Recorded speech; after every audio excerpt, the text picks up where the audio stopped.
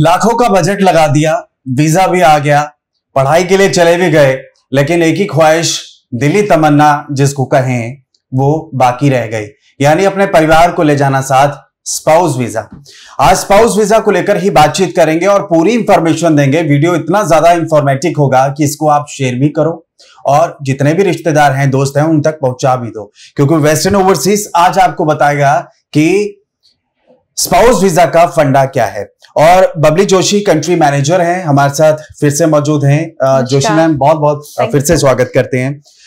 शुरुआत में मैंने कहा वीजा आ गया, चले भी गए, पढ़ाई भी कर ली, लेकिन एक ही ख्वाहिश है, दिली तमन्ना एक ही है कि स्पाउस वीजा लग जाए। अब ये जरा बताएं, स्पाउस वीजा कौन कौन सी कंट्री के लिए यहां पर होता है और इसके लिए प्रोसेस क्या है और आसान रास्ता क्या है मैम? राइट, सो अभी अगर मैं स्पाउस वीजा की बात करूं तो यूरोप में काफी सारे मुल्क है जहां पर आप स्पाउस वीजा अप्लाई कर सकते हो। जैसे अभी अगर मैं बात करूं सेम डे फ्लाइंग, बिकॉज जो बहुत सारे स्टूडेंट्स हैं उनकी क्वेरीज ये है कि 6 मंथ्स के गैप में तो आपको ऑस्ट्रेलिया भी वीजा दे देगा, कनाडा भी दे देगा, तो यूरोप में ऐसी कौन कौन सी कंट्री है जहां पर आप सेम डे अपने डिपेंडेंट को, उनके चाइल्ड को लेके जा सकते हो। तो इस तरह की कंट्री लेकर मैं आपको बताने आई हूं। सबसे पहले नंबर 1 पर आता है डेनमार्क, ठीक है, उसके बाद आता है फिनलैंड, उसके बाद आता है स्वीडन। ये 3 कंट्री है जहां पर आप सेम डे फ्लाइंग अपने स्पाउस और अपने डिपेंडेंट चाइल्ड को लेकर जा सकते हो। इसके अलावा भी कुछ कंट्रीज हैं जहां पे आप अपने स्पाउस को लेकर जा सकते हो, लेकिन वहां पे थोड़ा सा आपको गैप आएगा, एटलीस्ट 6 मंथ्स का। जैसे फ्रांस हो गया, ऑस्ट्रिया हो गया, लातविया हो गया, लिथुआनिया हो गया। इन कंट्रीज में 6 मंथ्स के बाद आप जा सकते हो। लेकिन अभी अगर हम सेम डे फ्लाइंग की बात करें तो सेम डे में आपके पास टॉप पर जो कंट्रीज आती है वो है डेनमार्क, स्वीडन, फिनलैंड, जिसको बोला भी जाता है स्कैंडिनेवियन कंट्रीज। चलिए, वो 6 महीने का जो आपने प्रोसेस बताया वो तो हर कोई कहेगा कि 6 महीने तो मुझे भी सेटल होने में लग जाएंगे, घर लूंगा, फिर परिवार के लिए वहां पर सिस्टम बिठाऊंगा, फिर उसके बाद चीजें आसान होंगी। लेकिन आपने डेनमार्क, स्वीडन और फिनलैंड का यहाँ पर जिक्र किया है। ये टॉप 3 कंट्रीज आप ही नोट कर लें और ये कंट्रियों में आपका पहले दिन ही स्पाउस जा सकता है। लेकिन इसके लिए डॉक्यूमेंटेशन बताएं मैम, प्रोसेस क्या होगा? और वाकई अब ठीक है, चुनिंदा 3 कंट्रीज को हमने रख लिया, तो क्या इन कंट्रीज को भी तो पता होगा कि ठीक है बच्चे यहाँ ज्यादा आएंगे, तो इनके लिए आपको लगता है कि थोड़ा ज्यादा टफ रूल होगा? अभी मैं अगर बात करूं रूल्स एंड रेगुलेशंस की, तो हाँ बिल्कुल, देयर आर सर्टेन रिक्वायरमेंट्स जो फुलफिल करनी जरूरी होती है। तो सबसे पहले मैं स्टार्ट करूंगी फिनलैंड से।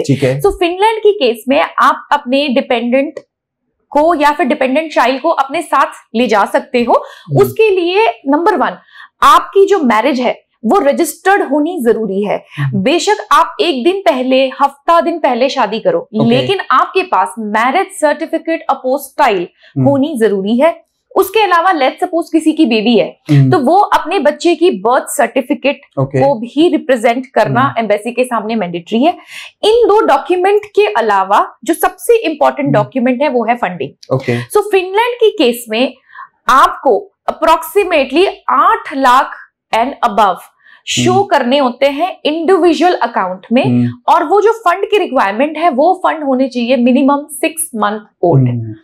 लेट्स सपोज अगर किसी स्टूडेंट के पास में 6 मंथ ओल्ड फंड नहीं है तो valid source of fund embassy को दिखाना बहुत जरूरी है कि वो फंड आपके पास आया कहां से है। इसके अलावा एकेडमिक क्वालिफिकेशन में एज सच कोई प्रॉब्लम नहीं है। अगर आप 8th पास हो, 10th पास हो, 12th पास हो तो भी आप एज अ डिपेंडेंट जा सकते हो। जो 3 इंपॉर्टेंट डॉक्यूमेंट है वो है मैरिज सर्टिफिकेट और आपका फाइनेंशियल। ये है आपकी फिनलैंड की रिक्वायरमेंट।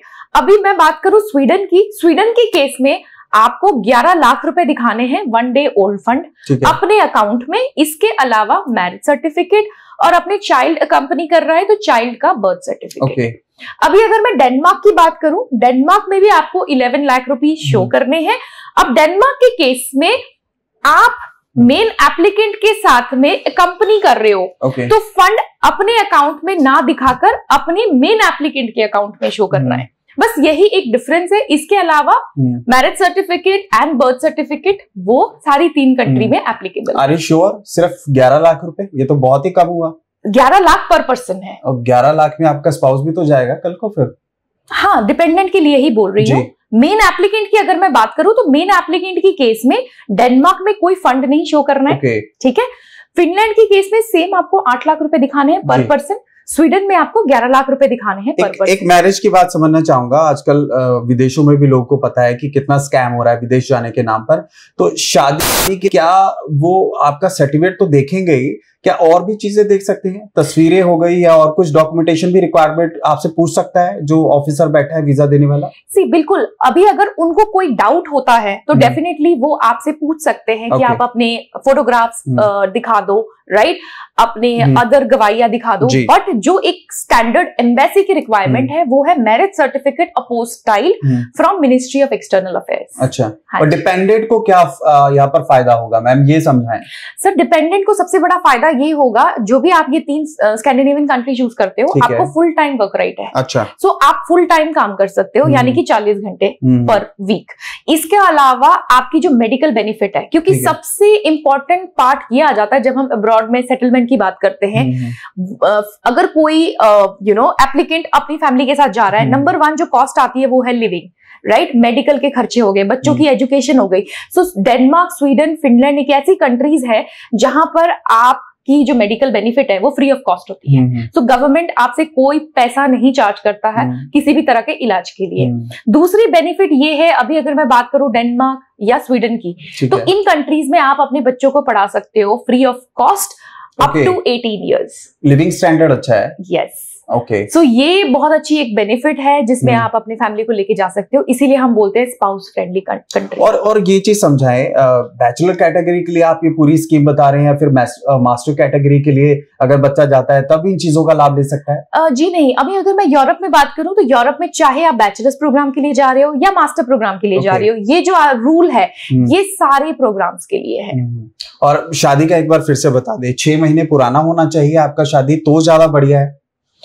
जी वो बात तो बिल्कुल है, लेकिन ऐसा कोई प्रॉब्लम नहीं है। लेट्स सपोज, क्योंकि कई बार ऐसा होता है, काफी सारे ऐसे केसेस आते हैं जो सिर्फ एंगेज्ड होते हैं और उनका सपना होता है कि हमें बाहर जाना है इकट्ठे, राइट। तो उस केस में यूरोप में डेनमार्क, स्वीडन, फिनलैंड एक ऐसी कंट्री है जहां पर आप जा सकते हो। लेट्स सपोज अगर आपकी शादी अगस्त में है और आपका इनटेक सितंबर है तो भी आप जा सकते हो। बस ये रिक्वायरमेंट है कि आपके पास मैरिज सर्टिफिकेट होनी चाहिए और वो मैरिज सर्टिफिकेट अपोस्टाइल होगी मिनिस्ट्री ऑफ एक्सटर्नल अफेयर्स से।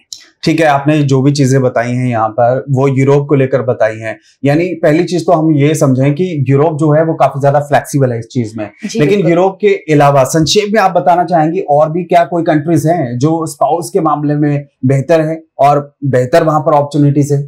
यूरोप में अभी अगर मैं बात करूं तो हाँ बिल्कुल, स्पाउस कंट्री के लिए, स्पाउस जो भी जाते हैं उनके लिए बेनिफिट ये होता है कि उनको फुल टाइम वर्क राइट मिलता है, ठीक है। लेकिन अभी अगर मैं दूसरी कंट्रीज की बात करूं तो वहां पे आपको मेडिकल बेनिफिट या फिर बच्चों की एजुकेशन फ्री नहीं मिलती है, वहां पे पेड होती है। तो यहाँ पर सबसे बड़ा बेनिफिट ये हो गया कि आपके ये 2 मेन खर्चे हैं ये आपके पूरे बच गए, ठीक है। तो जो भी आप अर्न करते हो तो वो ऑलमोस्ट आपको एक तरह से सेविंग में कन्वर्ट हो जाता है। बिल्कुल, बहुत बहुत धन्यवाद मैम, और आपने बहुत ही बेहतरीन तरीके से समझाया। बबली जोशी जी को आप सुन रहे थे जो कंट्री मैनेजर हैं, और स्पाउस वीजा को लेकर आपने देखा सुना किस तरीके से चीजें आसान हैं, क्या कुछ बेनिफिट आपको मिल रहे हैं, स्पाउस आपका जाएगा। तो बिल्कुल आप भी तैयारी करें और सीधा इनसे आके वेस्टर्न ओवरसीज के ऑफिस में मुलाकात करें। नमस्कार, थैंक यू।